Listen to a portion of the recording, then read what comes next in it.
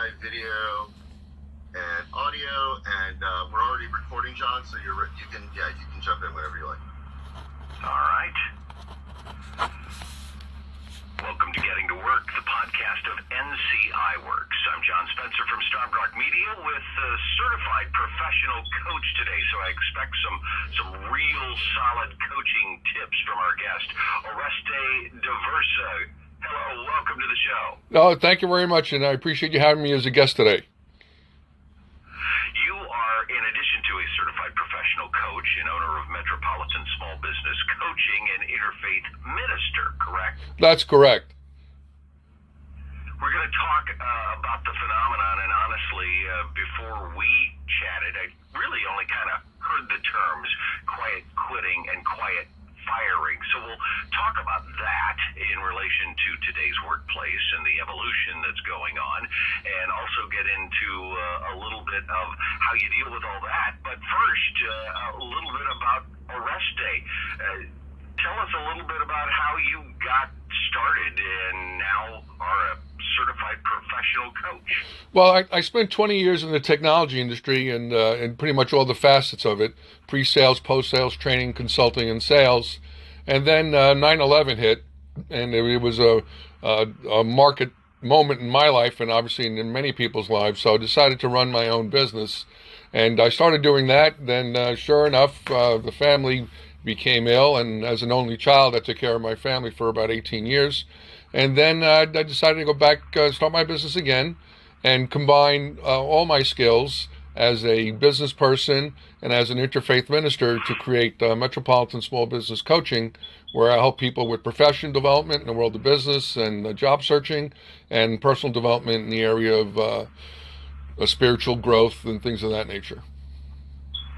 You really have had a wide variety of experiences, from working in the corporate culture to running your own business to stepping back, taking care of family, and then helping others with the ministry, and that probably uniquely qualifies you for this certified professional coach that you are now. Yes, it does. Thank you very much. It's really all about helping people, and as you yourself are helping people now with this interview and the work that you do, it's all about making the world a better place and helping people find their true purpose and to make a difference, a positive difference in the society. So if you are in business today, chances are one of your top 2 or 3 complaints is having the people to do the work that you need. And as part of this whole evolution that was, I guess exacerbated maybe would be a good word, by COVID, quiet quitting and quiet firing have come to the forefront recently. Oreste, talk just a little bit generally about what those terms mean. Well, quiet quitting refers to the term of an employee just doing the basics of their job description and not a stitch more. And the purpose of that is, the employee obviously isn't happy, so they just do the basics. The other side of the coin is quiet firing, while the employer does pretty much nothing to help the employee grow their career. And eventually, hopefully, the employee gets the message and leaves the company. Unfortunately, both of these practices don't do the company any good to reach their goals and revenue situations, and as a whole, it doesn't do society any good either. And sometimes I think they happen, hand in hand, and other times independently of each other. Let's, if we can, break them down one at a time and start with quiet quitting. I think most of us have worked with someone somewhere along the line who that's all they were going to do, just what they were quote unquote paid to do according to the job description, and nothing more. It's ironic because you go to work to make money, and I would assume, having been an employee myself for many years since I was a child, obviously I go to work to make money, and I go to work to make even more money, and I go to work to grow my career. So it's kind of anti everything, not to go to work, be productive, make more money, and grow your career. Yeah, it's almost cart before the horse. It's this is what I'm paid to do, and I'm not going to do any more until they pay me more. Something that I think many of us found out years ago. It really does work better the other way. When you start giving more, you start getting more, right? Well, that's the reality. I mean, think about it. You're not going to pay someone more money until they demonstrate directly and or indirectly they're capable of more responsibility as an employee. You demonstrate that you can do more and you start doing more, then when it's time for raises and reviews, you're going to be considered at the top of the heap. You're first one to be considered for those things. And for most of us as well, I think there's just a satisfaction with the job when you are contributing and growing and things are happening, right? Well, yes, especially if you're the person making these things happen, as you just stated. I mean, everyone admires a go-getter in the workplace that's helping the company reach its goals and objectives, the department, your manager, direct manager, your supervisor. People stand up and notice that you're the person making the difference. So we get the quiet quitting. Do you have advice for employers on, are these people beyond motivating, or is there a way to, get the ship turned around? Well, I think the answer to your question is yes, because it costs employers more money to recruit and find someone new rather than to retain the current employees they have. So to start with the basics, just 3 quick tips. Tip number 1 is communication. Obviously talk to the employee to find out what's going on. Is it a business issue? Is it a personal an issue? Is it a combination of both? Number 2, have some type of plan to get this employee moving and grooving to be productive. Number 2, to have some type of plan. And number 3 is some follow-up. Obviously, once you get the ship moving, you want to keep it moving and follow up, make sure that the person's productive. Okay. And if the 3-step plan doesn't work and you have to move on, of course you can, just be upfront and say this isn't working. Or you can proceed to it's probably not a new phenomenon. It just has a new name, quiet firing. Well, quiet firing, what happens is the employer sees that the employee is not productive anymore. And then the employee is really becoming now dead weight in the company. So many employers are concerned about lawsuits and legalities. So what they do basically is just let the employee wither away until they get the message that it doesn't make sense to stay here anymore.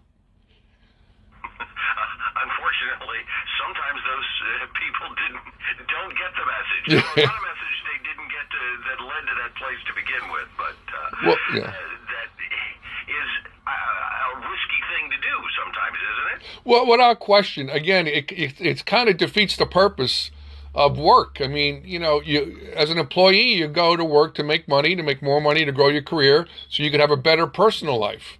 As an employer, you want to have employees that are productive, that grow the company to reach professional goals, revenue goals, etc. So it's really got to be a relationship that both parties benefit from. It's a win-win situation. It's really a win-win-win situation. The first win is that the employee grows their career, makes more money, and hopefully gets promoted. The employer sees productivity in the company going to meet goals. And the third win is for the corporation, the organization, that it moves forward in all its goals and objectives. So you want that win-win-win situation, and companies that have that win-win-win situation, as you see, are very productive and very revenue-driven and very successful. And when we talk about revenue, the company could be either a nonprofit as well. In the world of nonprofits, we talk about goals. In the world of business, we talk about revenues. But when you have those 3 things, where all 3 parties win, you have success. Yeah, and to me, both of these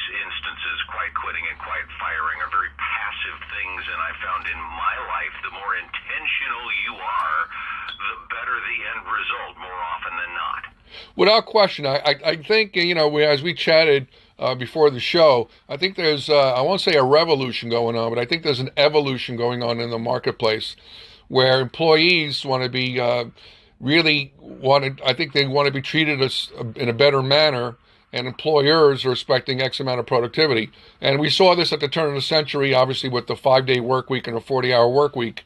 And now this talk, and especially in Europe, to moving to a 4-day work week of 10 hours a day, and they're finding that to be quite productive.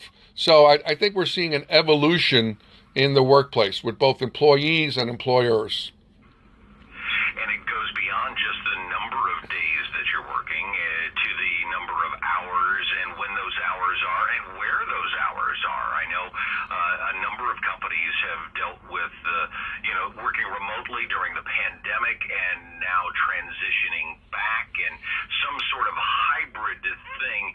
And it really is a fine art of finding what works best for you and your company and your people. Go ahead. Without question, I think we're seeing a new work model, but it really depends on the type of work, and it depends on the type of industry. I've been in the past, before the pandemic, again 20 years ago, I've always been a remote employee out of silicon-based companies in California. So it's been a model of MBOs, management by objectives. Either you did what you had to do, no matter how long it took, or you didn't. And the accountability is quite simple. So certain positions lend themselves to MBOs, no matter where you are on the planet. Other positions lend themselves to being in an environment, in an office, in a factory. You have to be there. There's no shortcutting it. You can't phone it in, as we say. So I think we're moving to a hybrid model based on the industry, based on the type of work, based on the part of the world you're in, and so on and so forth. One of the things I think that I've learned as a manager over the years is people always say they want to be treated fairly, but fair for you is not the same as fair for him or fair for her. Does that make sense? Without question, one model does not fit all, and that's why management is an art and a science. There's a certain art to it, dealing with people, and there's a certain science of metrics and meeting goals and objectives. It really is sort of like making a soup or a stew.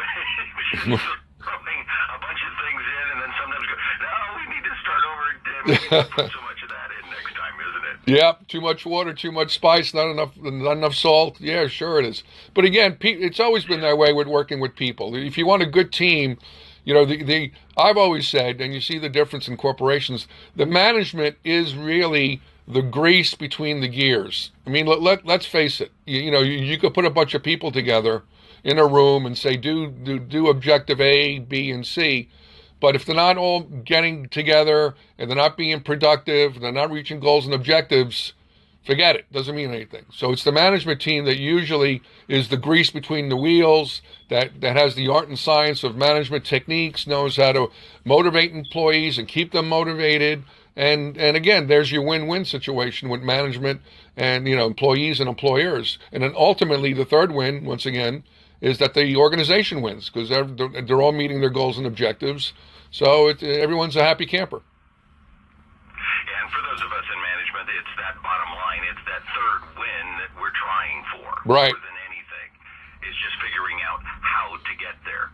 Oreste, you've got some resources online where we could reach out to you and maybe get some other tips on dealing with this evolution in the marketplace now? Yeah, my book is available through my website, lifebeyondthepandemic.com, and other major booksellers, and through Amazon as usual. And also my website, Metro Small Business Coaching, has got some resources there for people as well, for professional and personal development.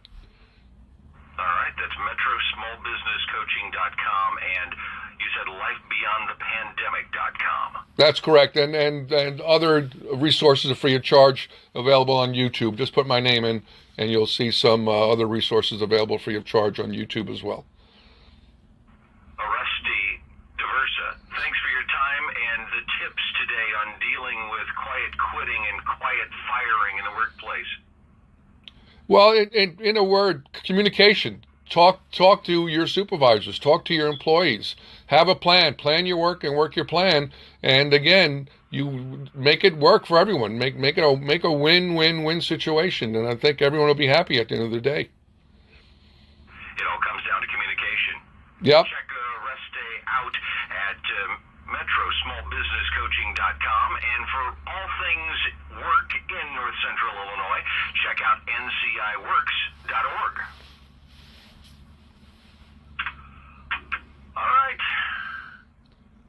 All right. Good. Hey, there you go. Great Super. job.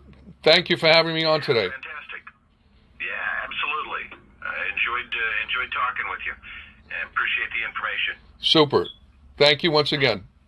Thank you. And again, Oreste, I'll be in touch later today, okay? Okay, very good. I'll follow up with you. Have a good day. Thank you. Take care. Bye-bye.